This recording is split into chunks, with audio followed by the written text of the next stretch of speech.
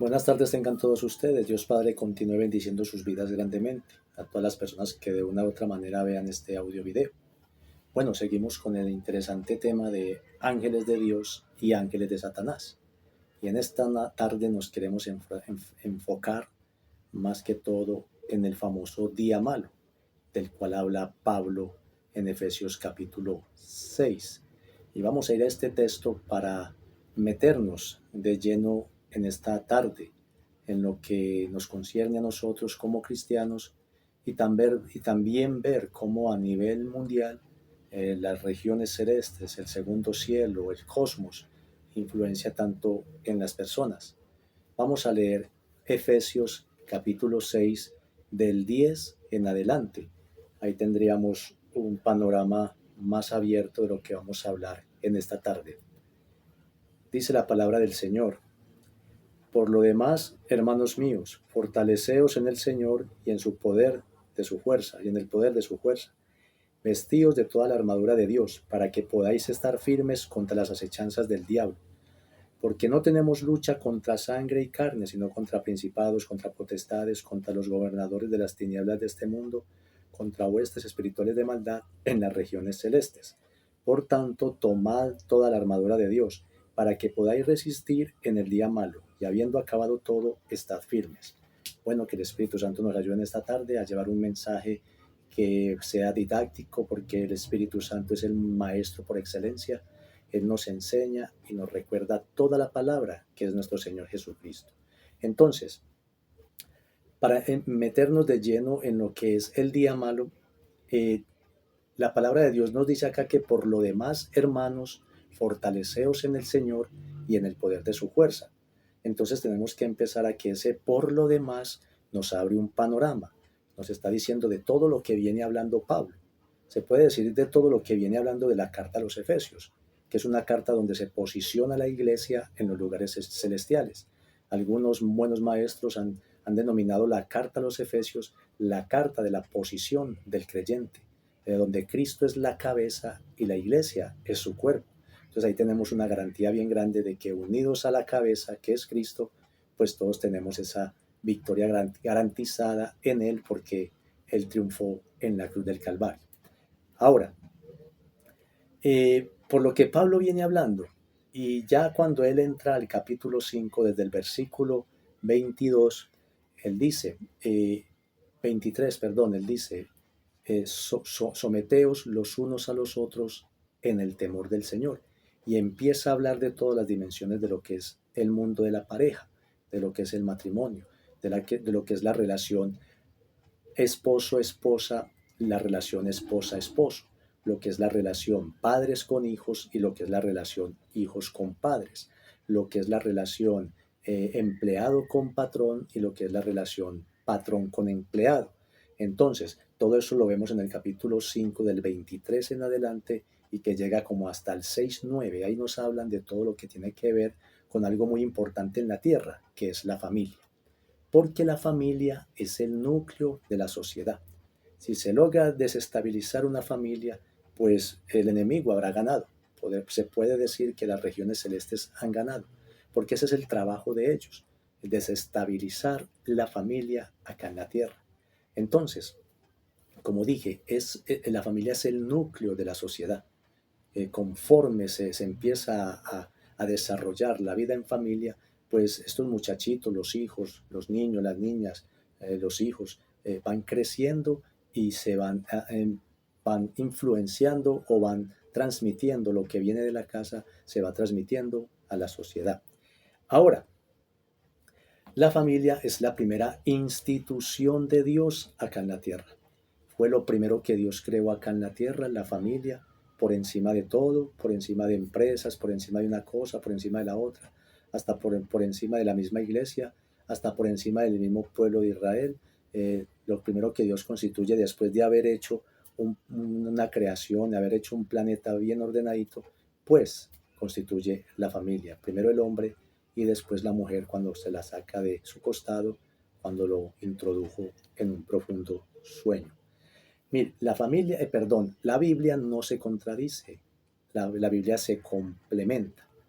Entonces, cuando tenemos esta lucha, aquí es una palabra, es lucha porque es muy cercana, es muy cuerpo a cuerpo, como se dice, muy, muy cercano. Cuando tenemos esta lucha contra principados, potestades, gobernadores y huestes, pues se nos manda a resistirlos.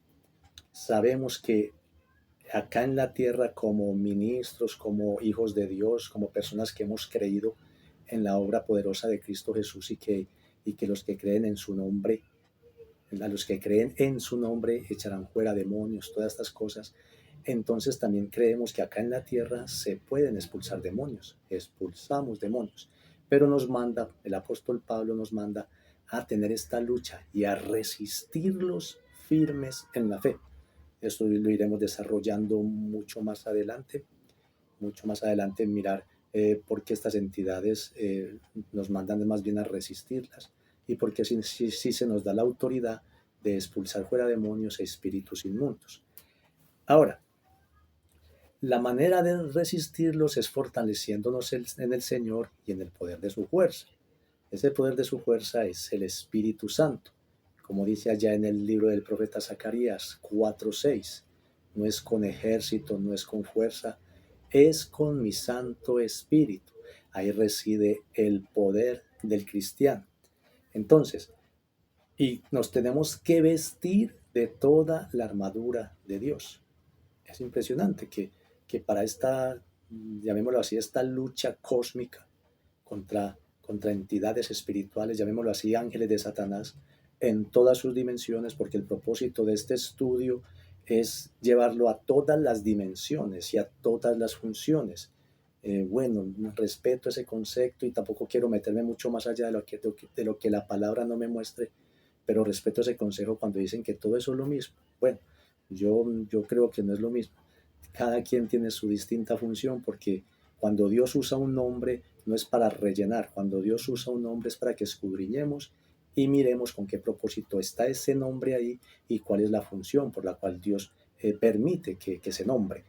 Ahora, la armadura de Dios pues es Cristo, por eso nos fortalecemos en el Señor, en Jesucristo y en el poder de su fuerza, o sea, en el poder del Espíritu Santo. Entonces la armadura de Dios es Cristo. ¿Por qué? Porque la verdad es Cristo. Él dijo que yo soy la verdad, el camino, la verdad y la vida. La justicia es Cristo. Dios mío, Él es justo. Él es justo. Dios es justo. La fe, la fe es de Cristo, puesto los ojos en Jesús, el único autor y consumador de la fe. La fe es de Él. La paz es Él, es el príncipe de paz. La palabra es Cristo, Él es el verbo. En el principio era el verbo y el verbo era con Dios. Y la oración es por Cristo. Si no fuera por Él, no hubiera venido el Espíritu Santo y nosotros no hubiéramos aprendido a orar. ¿Por qué? Porque oramos conforme lo que Cristo hizo y nos enseñan su palabra para orar conforme a la voluntad del Padre. Estas siete piezas de esta armadura tienen que estar en un cristiano para poder enfrentar semejante lucha, porque van es por los hogares. Entonces aquí es donde si la familia es cristiana, pues la familia tiene que pararse firme, resistir firme en la fe. Si la familia hay alguno que es, yo lo llamo parejas mixtas, pues el que se le ha entregado la autoridad, hombre o mujer, tiene que pararse firme contra las acechanzas del enemigo y resistir firme en la fe en ese día malo. Ese día malo me ha llamado fuertemente la atención, no sé si hoy alcance a desarrollarlo, pero estoy poniendo las bases para irnos metiendo en esto que dijo Pablo del famoso día malo. Ahora, la séptima pieza es la oración. Sabemos que la sexta es la espada, la palabra de Dios, que es la espada. O sea, combatimos al enemigo es con palabras, así como Jesucristo en el desierto, que lo desarma. Escrito está, escrito está, escrito está. Desarmó al diablo, porque el diablo también conoce la Biblia. Entonces nosotros también batallamos, tenemos esta lucha, resistimos al enemigo con la espada del Espíritu, que es el rema, es la palabra de Dios. Cuando yo uso la palabra rema, es esa palabra que realmente se ha hecho vida en nosotros, que realmente Cristo sí está viviendo en nosotros, porque el verbo se hizo carne y ahora habita entre nosotros. Y cuando esa palabra se hace vida en mí, se hace un rema. Es una palabra que yo necesito, que yo puedo aplicar Primero la aplico y la que yo necesito usar, decir en un momento difícil, cuanto más en un campo de batalla contra el enemigo.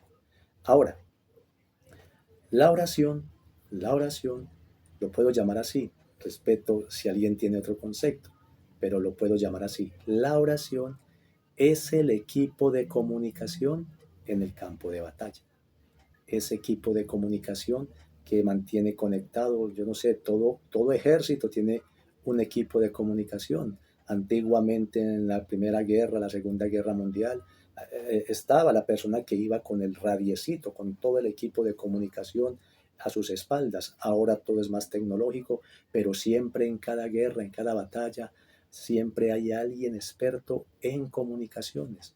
Eso es el Espíritu Santo que nos ayuda, que nos impulsa a ir a esta lucha y que nos ayuda a orar en el Espíritu.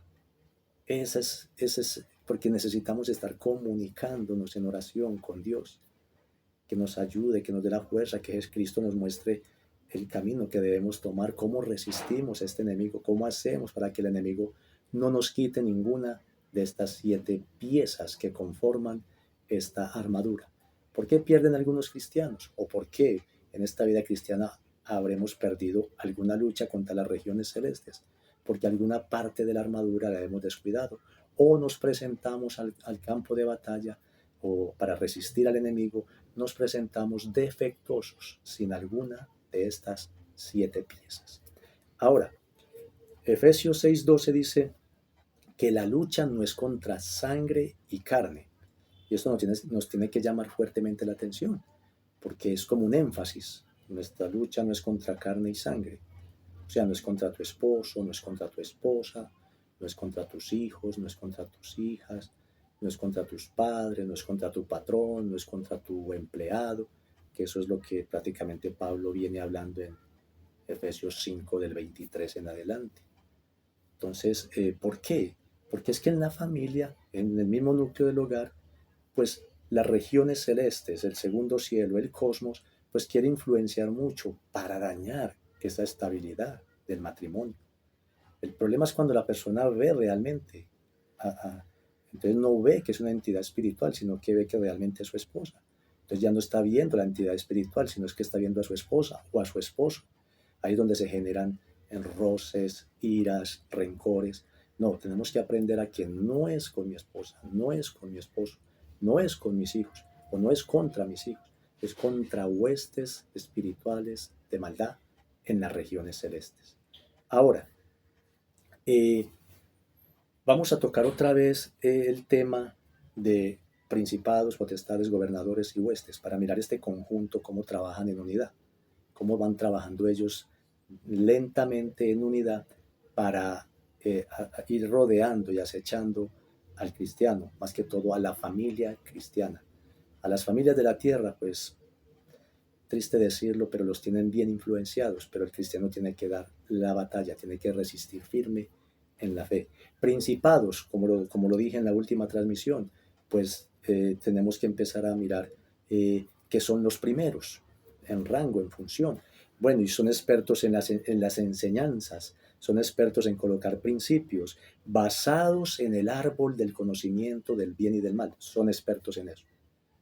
Y recuerde que el día que Adán comió de ese árbol, pues se produjo muerte espiritual, fue separado de Dios.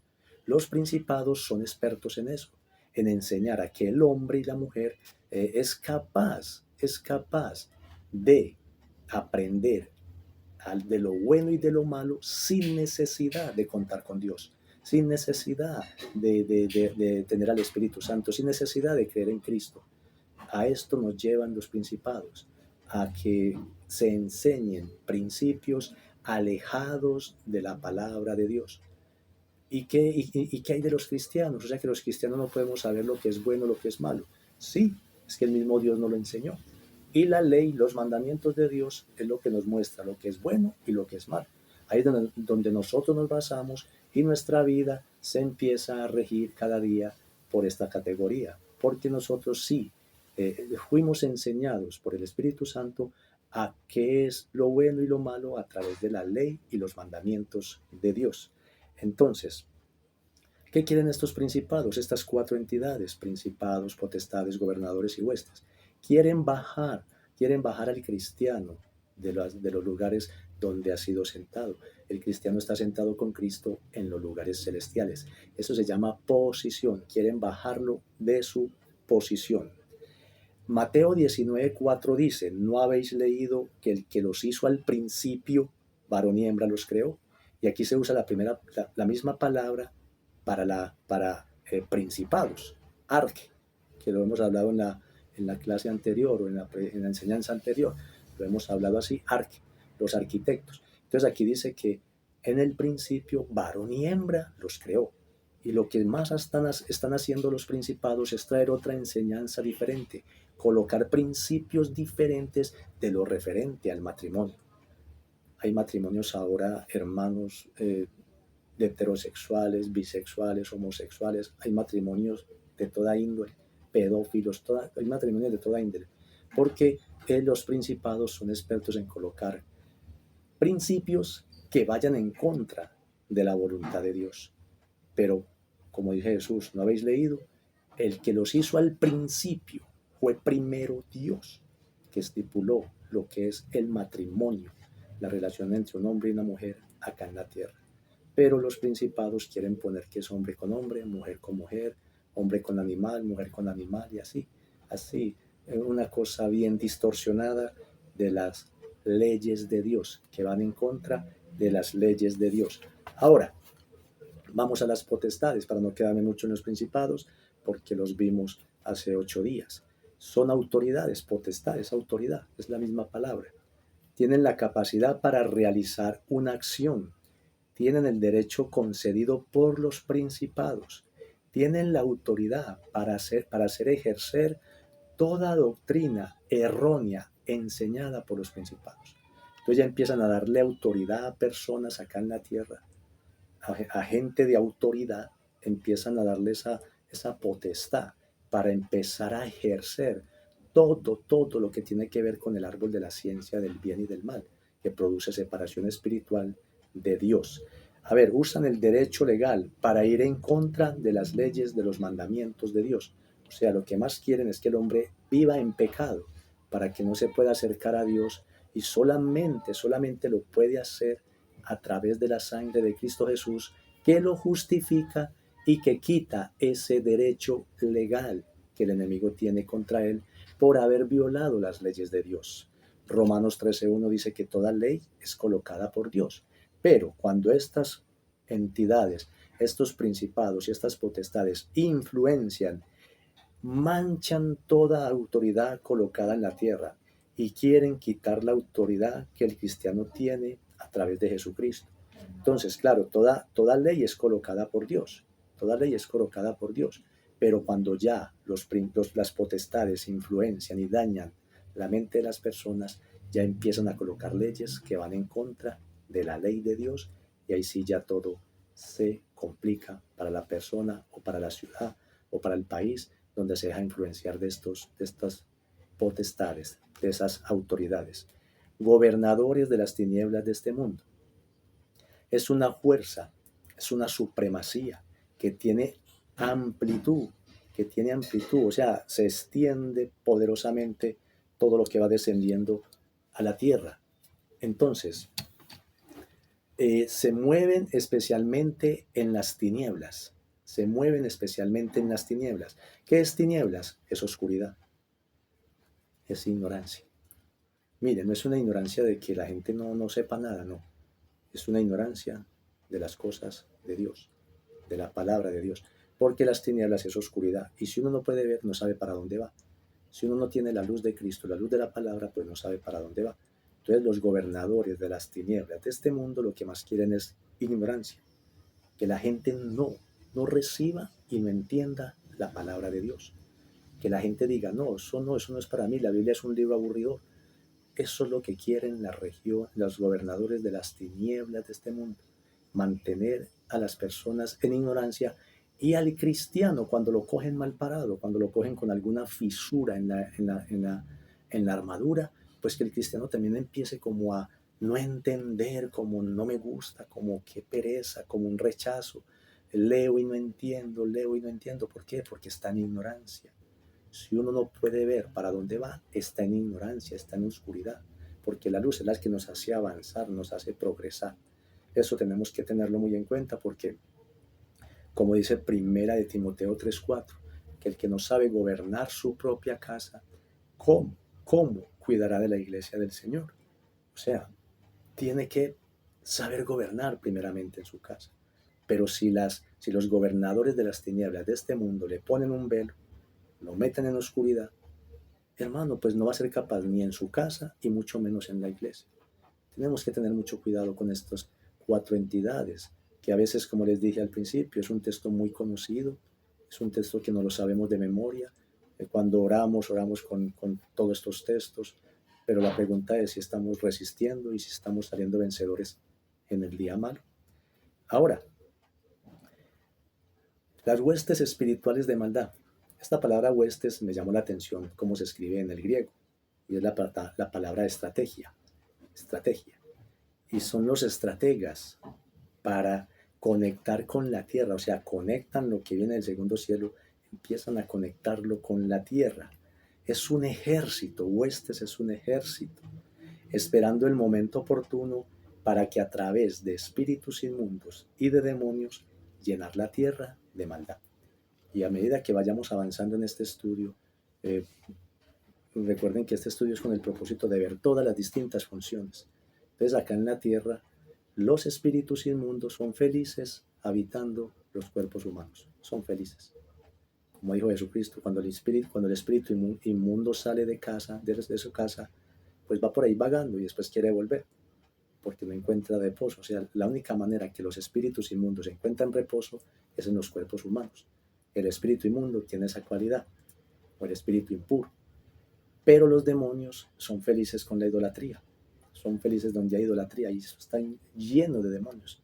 La idolatría atrae, el ídolo atrae a los demonios. La idolatría y el ídolo atraen a los demonios. Pero cuando un demonio, y eso también lo iremos mirando a través de que vayamos en este estudio, cuando un demonio entra en una persona es para enfermarla o para destruirla.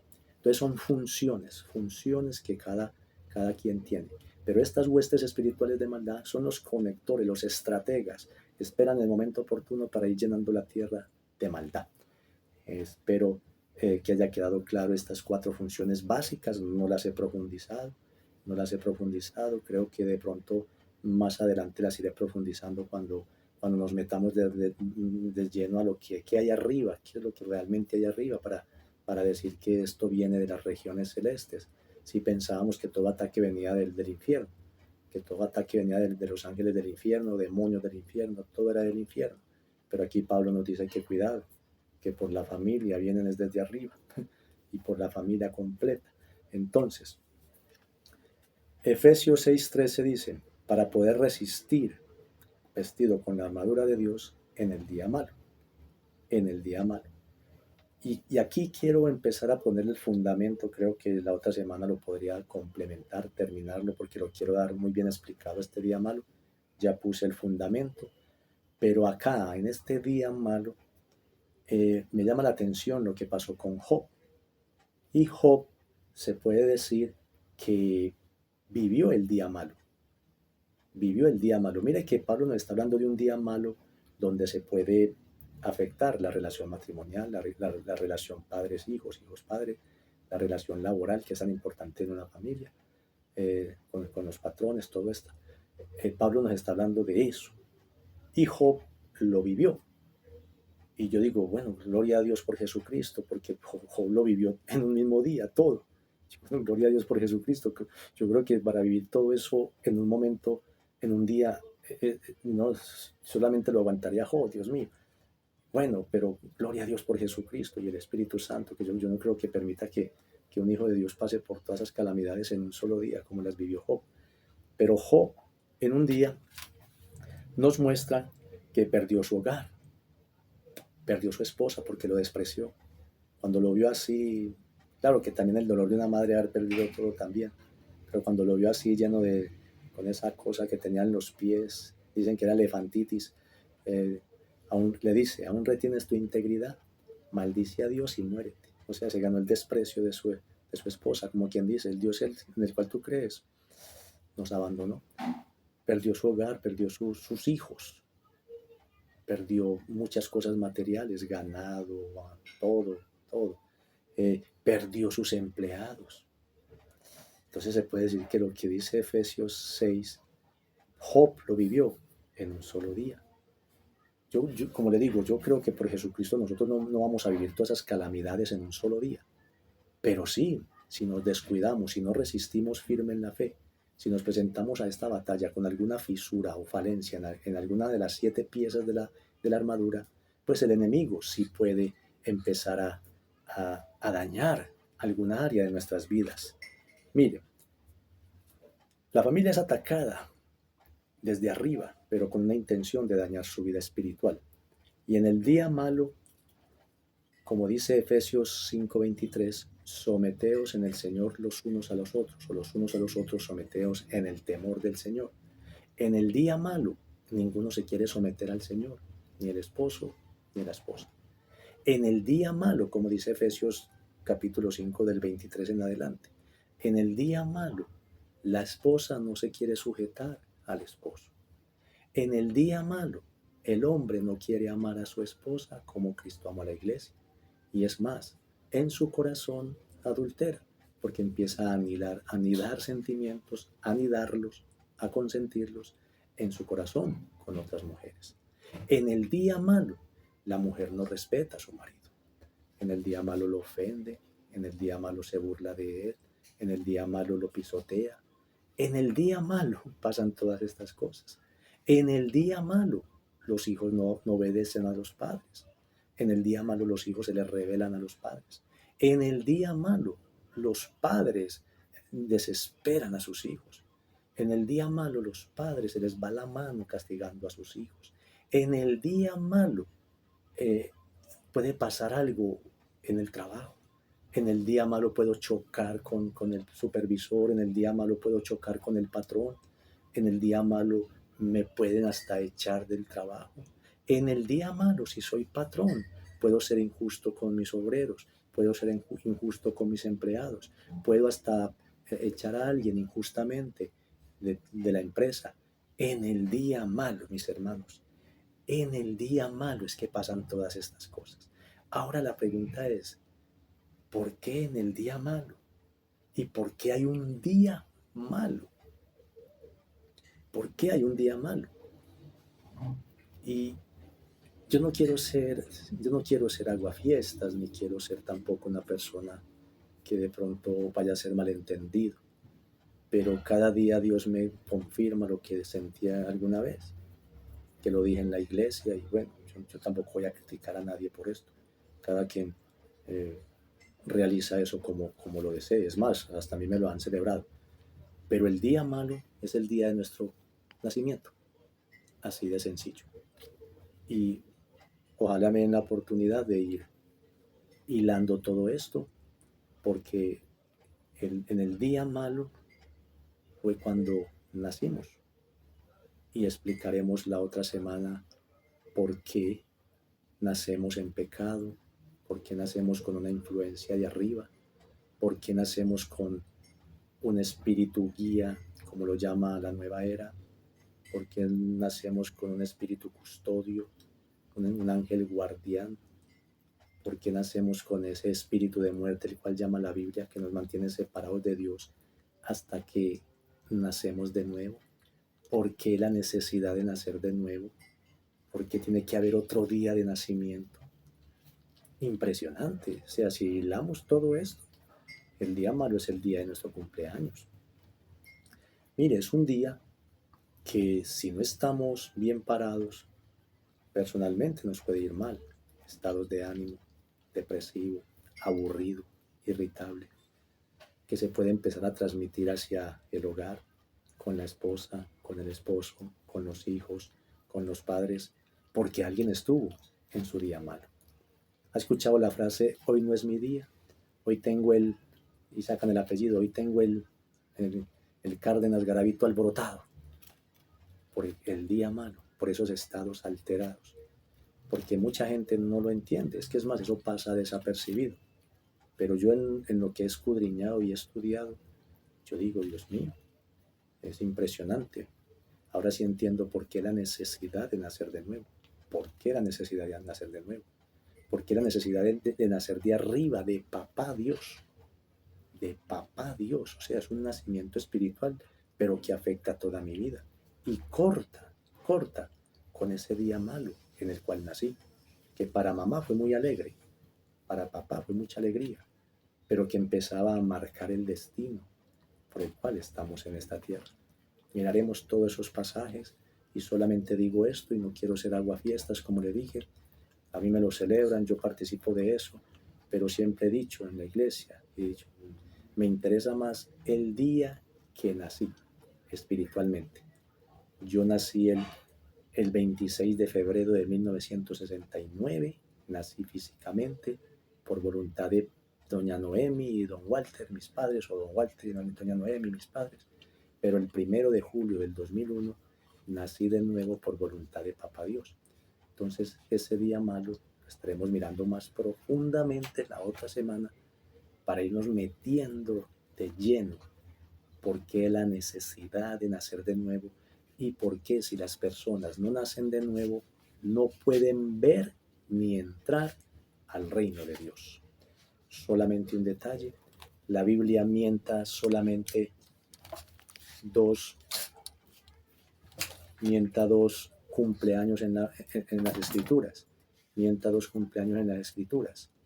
El día que Herodes cumplía años, Salomé le pidió como regalo la cabeza de Juan el Bautista. Se botó una cabeza ese día. Y el día que el faraón, eso lo estaremos profundizando la otra semana, aquí dejo la base.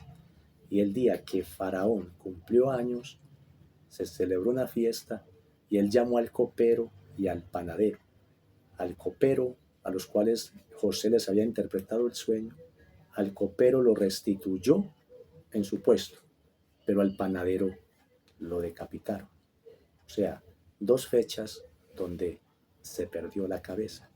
O sea, ¿eso qué quiere decir? Que nacemos sin la autoridad de Cristo en nuestras vidas.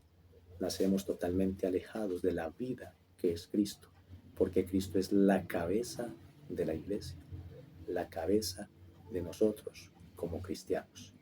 Ahí dejo este detalle, no me quiero extender mucho, solamente media hora, y dejar la continuación para la otra semana. Y sí, vamos a meternos de lleno en este día malo y por qué los espíritus que trabajan arriba en las regiones celestes se interesan tanto en nuestra fecha de nacimiento. Que Dios nos ayude, resiste firme en la fe. Si eres bueno para expulsar demonios acá en la tierra, excelente, eso nos toca como cristianos, y más si somos ministros, pero en el día malo hay que resistir con toda la armadura de Dios, porque un estado de ánimo influenciado por las regiones celestes puede hacer que exploten cosas delicadas, malas en el hogar y tener resultados negativos. Dios les continúe bendiciendo grandemente y, como dice el mismo apóstol Pablo, que seamos fortalecidos con poder allá en el hombre interior por su espíritu.